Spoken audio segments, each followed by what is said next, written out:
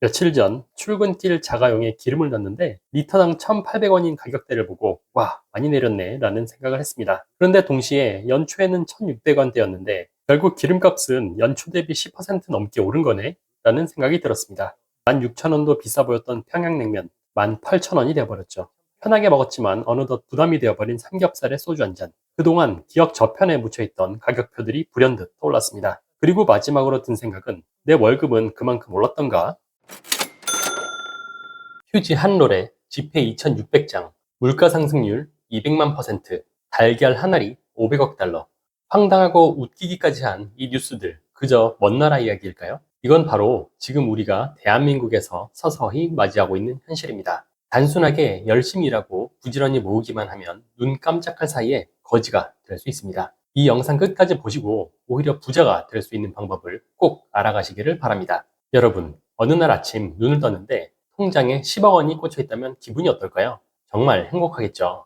하지만 아메리카노 한 잔 가격이 2천만 원이 되고 스마트폰 한 대가 1억 원이 된다면 어떨까요? 이것이 바로 화폐의 착각이자 인플레이션의 공포입니다. 우리는 숫자가 늘어나면 부자가 된다고 믿지만 진짜 중요한 건 그 돈으로 살 수 있는 물건의 양입니다. 인류 역사상 돈을 무한정 찍어내서 부자가 된 나라는 단 한 곳도 없었습니다. 오히려 그 끝은 언제나 처참한 몰락이었죠.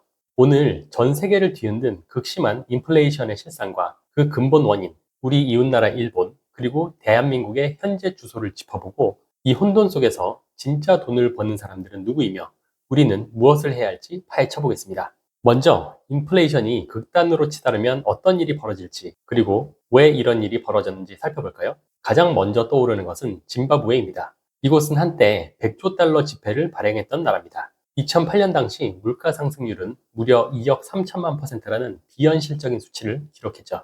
달걀 한 알 가격이 무려 500억 짐바브웨 달러였고 교사의 월급이 29조 달러였지만 그 가치는 사실상 제로에 가까웠습니다. 왜 이런 일이 벌어졌을까요? 2000년대 초 짐바브웨 정부는 백인 소유 농장을 강제로 몰수해서 재분배하는 급진적 토지 개혁을 단행했습니다. 그 결과 국가 수출의 핵심이던 농업 생산이 붕괴됐고 외화 수입이 사실상 끊겼습니다. 동시에 정부는 중앙은행에 화폐를 무제한으로 찍어내게 했습니다. 생산은 무너졌는데 돈만 계속 풀렸으니 화폐 가치는 필연적으로 붕괴할 수밖에 없었던 것이죠. 남미의 석유 부국이었던 베네수엘라는 더 처참합니다. 15년 전만 해도 풍요로웠던 복지국가였지만 지금은 빵 반 조각에 4만 5천 볼리바르를 줘야 합니다. 그런데 이곳의 월 최저임금은 고작 15만 볼리바르 수준이죠. 빵 몇 개 사면 한 달 월급이 사라지는 겁니다. 오죽하면 돈을 세는 것보다 무게를 재는 게 더 빠르고 쓸모 없어진 지폐로 가방이나 지갑 같은 공예품을 만들어 팔 지경입니다. 심지어 주유소에서는 돈 대신 칫솔이나 쌀 한 봉지로 기름값을 지불하는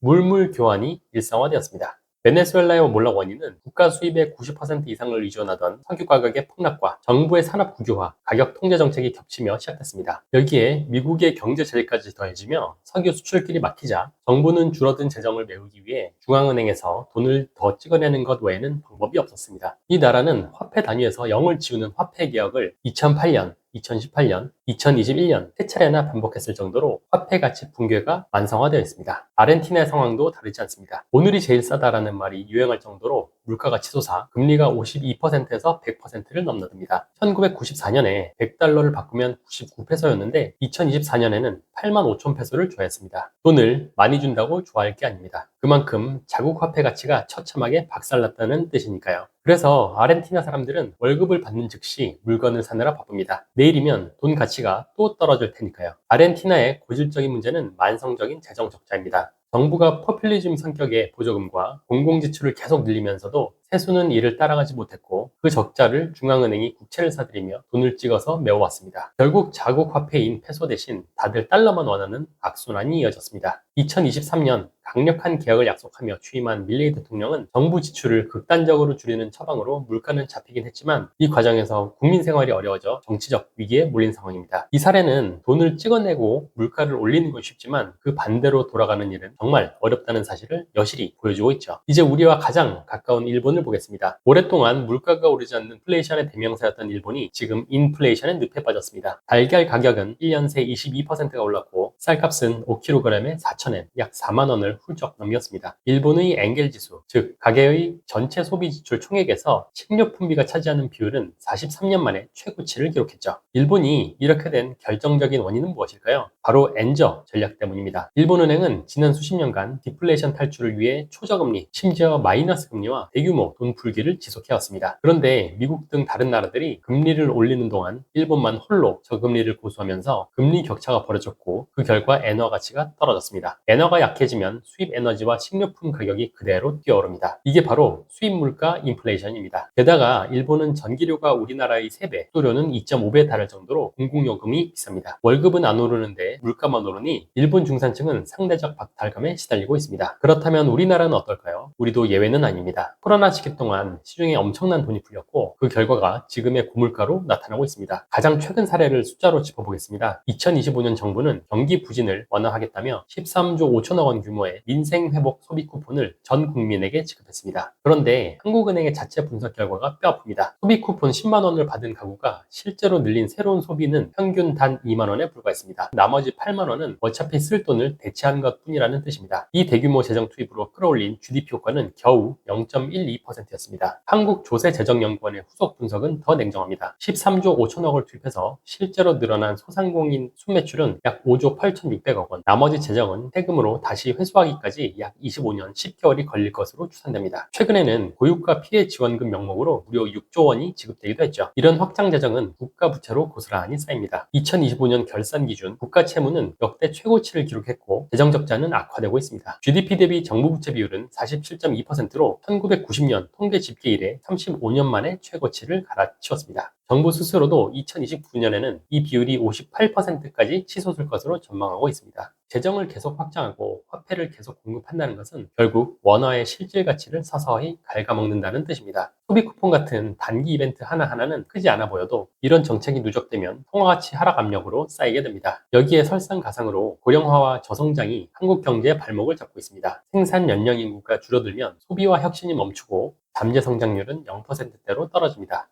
특히 세계화가 끝나고 자국 우선주의 시대가 오면서 저렴한 노동력과 원자재를 이용하던 시대는 끝났습니다. 이제 인플레이션은 일시적인 현상이 아니라 일상적인 일이 될 가능성이 큽니다. 이런 절망적인 상황 속에서 누군가는 막대한 부를 샀습니다. 바로 부동산 등 실물자산과 강대국 통화, 주식을 가진 사람들입니다. 그렇다면 우리 같은 일반인들이 지금 당장 실행할 수 있는 방법은 무엇일까요? 두 가지로 정리해드립니다. 첫 번째, 달러 환전.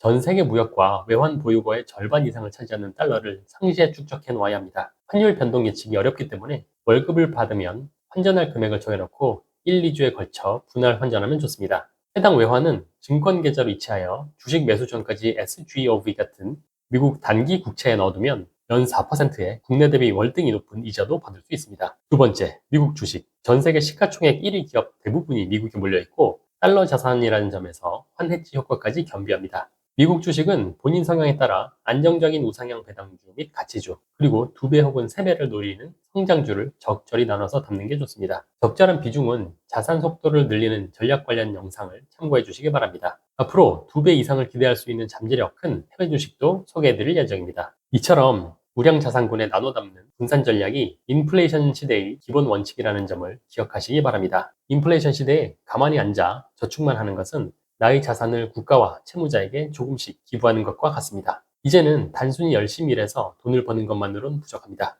돈의 원리를 이해하고 내 자산의 포트폴리오를 다양화해야 합니다. 원화에만 몰빵할 것이 아니라 달러, 해외 주식 등 자산에 관심을 가져야 할 때입니다. 공짜 점심은 없다는 밀턴 프리드먼의 말처럼 지금 풀린 유동성의 대가는 누군가가 반드시 치러야 합니다. 그 대가를 치르는 쪽이 아니라 흐름을 읽고 자산을 지키는 지혜로운 투자자가 되시길 바랍니다. 오늘 내용이 도움이 되셨다면 구독과 좋아요 부탁드립니다. 감사합니다.